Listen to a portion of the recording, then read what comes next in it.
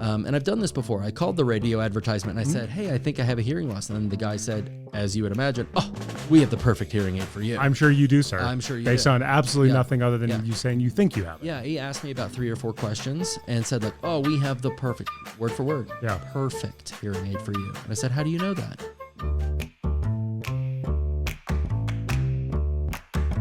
Welcome to the Ask an Audiologist podcast, real audiology white papers written by real audiologists and explained to you by a real audiologist and a guy who isn't.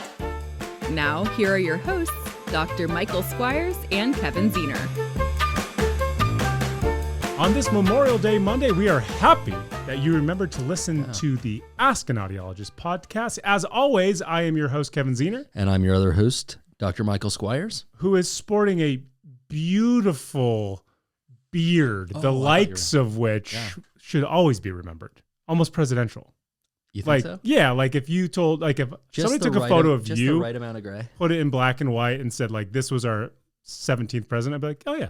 Yeah, totally. Michael Squires. Yeah, our president. Yeah. I have some Memorial Day facts for you. Okay, this is how we're going to remember. Okay. The holiday was originally called Decoration Day. Oh. Named for the decoration of soldiers' graves, but the name gradually changed until it was officially Memorial Day in 1967. All right, there's that.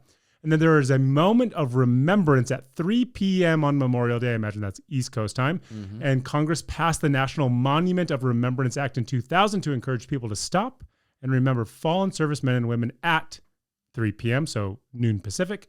And then since the Revolutionary War ended, that's when we got our independence, right? 646,000 American troops have passed in battle and more than 539,000 have died from other non-combat related causes. So for everybody who has ever served, we obviously say thank you. Thank you.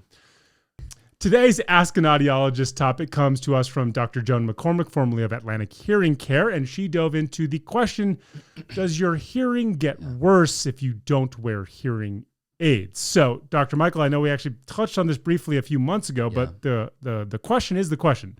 Does your hearing, in fact, get worse when you don't wear hearing aids? It depends. Okay, there it is. That's what we're going to start doing now is we're just going to put in the clause. Every question will be answered with, it depends. No. Well, so here's the realistic answer is yes. Okay. But it also gets worse if you don't treat your hearing loss. Okay. Right? Because it depends. Because it depends. Sure. It depends on what causes the hearing loss. Mm-hmm. And so I think the overlying message here is the hearing's going to do what the hearing's going to do. Got it. You know? Good and bad. So the hearing... It's an unruly 13-year-old. Yeah, exactly. So let's reverse that question. Does treating the hearing loss prevent changes in your hearing for the better? Yeah. Okay. So what it does is it, through a prescription, hearing aids, through a prescription, is going to give the ear a better sound bite, a better sound quality, right? It's going to manage background noise and things like that artificially, trying to mimic what the brain is doing. Mm-hmm. That's why we recommend high levels of technology on prescription hearing aids, right?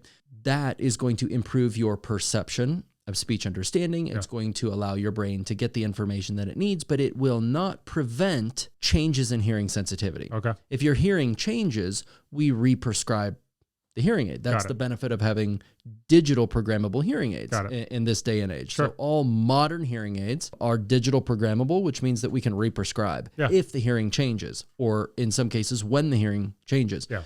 Here's a thing that we touched on at that episode that you referred to a couple months ago, is that the brain's ability to understand speech can stabilize if the hearing loss is treated. Okay. So I guess to that question, can you prevent hearing loss? No. Can you prevent or at least stave off the progression of poorer speech understanding? Yes. Okay. So we can stabilize that, and in which case, if the hearing changes, then we just re-prescribe, and your brain can go along with it. So I'm going to unintentionally, but potentially open a can of worms with this question. Yeah.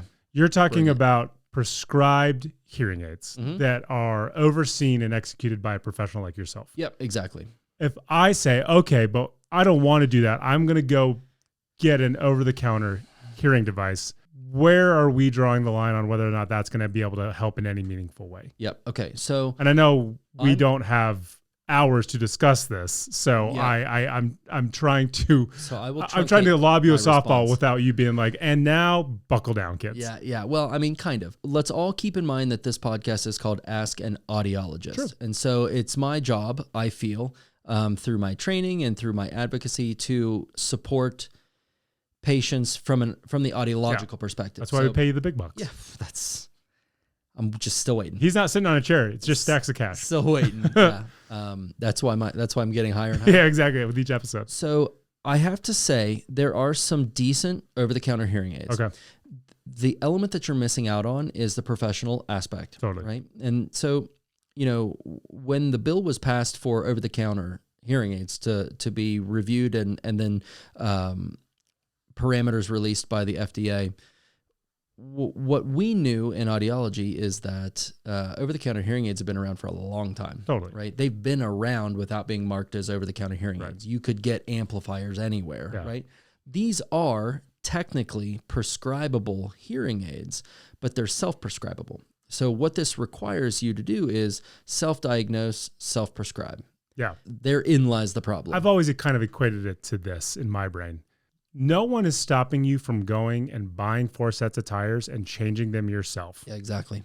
The normal human being does not have any of the equipment or know-how to actually do that and have it be safe for them to drive afterwards. Sure. That's one analogy. Sure. So the way that I look at over-the-counter hearing aids is it's like how your primary care physician wants you to look at WebMD. Okay. It's like you can get some information. Sure. You can get some information about hearing aids, but come to me. Yeah. Let me tell you my expert opinion on what I think you should do.